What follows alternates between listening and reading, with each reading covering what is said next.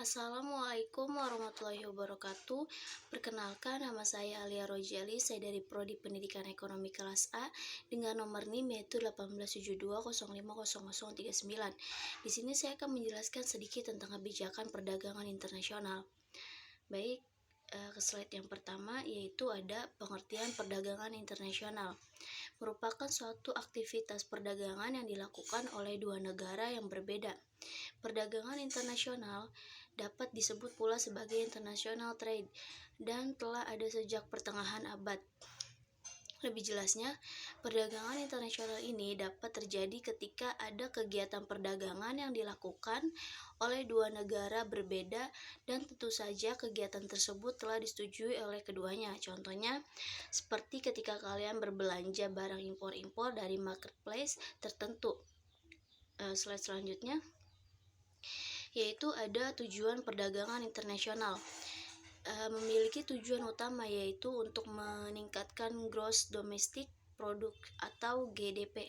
Artinya, perdagangan internasional bertujuan untuk meningkatkan total nilai dari produksi barang maupun jasa yang dijual oleh suatu negara pada negara lain selama 1 tahun lamanya.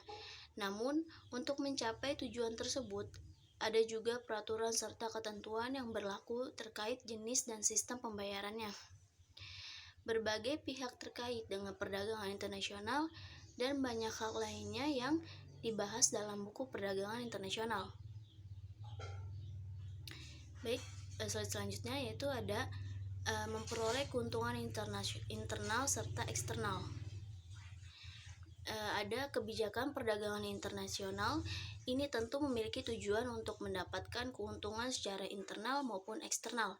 Seperti yang telah dijelaskan sebelumnya, negara tidak akan mampu untuk memenuhi kebutuhan penduduknya apabila negara tersebut tidak melakukan kerjasama dengan negara lain dan hanya mengandalkan dana atau anggaran dari penguat pajak saja.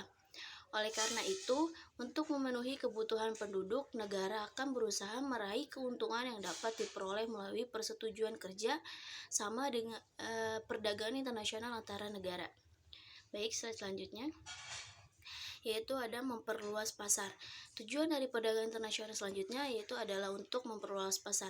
Perdagangan internasional memiliki tujuan agar sebuah perusahaan yang ada dalam negara tersebut dapat menjalankan mesin produksinya secara maksimal dan dapat menjual stok produknya tanpa perlu mengkhawatirkan kelebihan produksi yang dapat mengakibatkan turunnya harga produk maupun jasa yang dijual. Slide selanjutnya yaitu ada transfer teknologi modern. Perdagangan internasional juga dilakukan demi memperoleh keuntungan dalam hal teknologi modern yang tidak bisa atau belum diproduksi atau diperoleh dari dalam negeri, sehingga membutuhkan kerjasama dengan pihak luar. Transfer teknologi modern yang dimaksud dapat berupa mesin maupun vaksin seperti saat ini. Indonesia belum bisa memproduksi dan menguji keefektifan dari vaksin untuk virus COVID-19, sehingga negara lain memberikan vaksin hal produksinya untuk Indonesia dan lainnya sebagainya.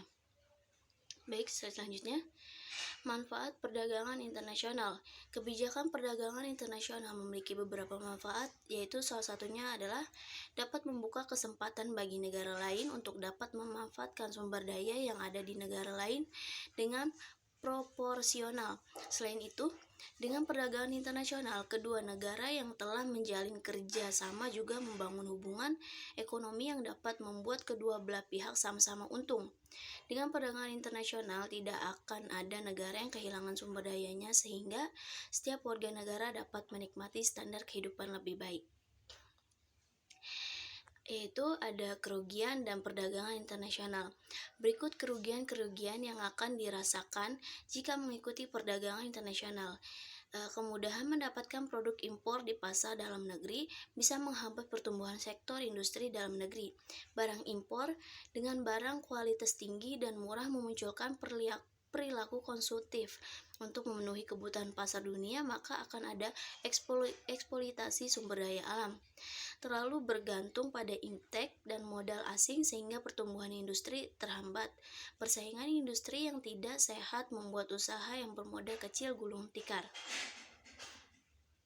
Baik, saya kira Cukup sampai di sini presentasinya, kurang lebihnya mohon maaf. Saya akhiri, wassalamualaikum warahmatullahi wabarakatuh.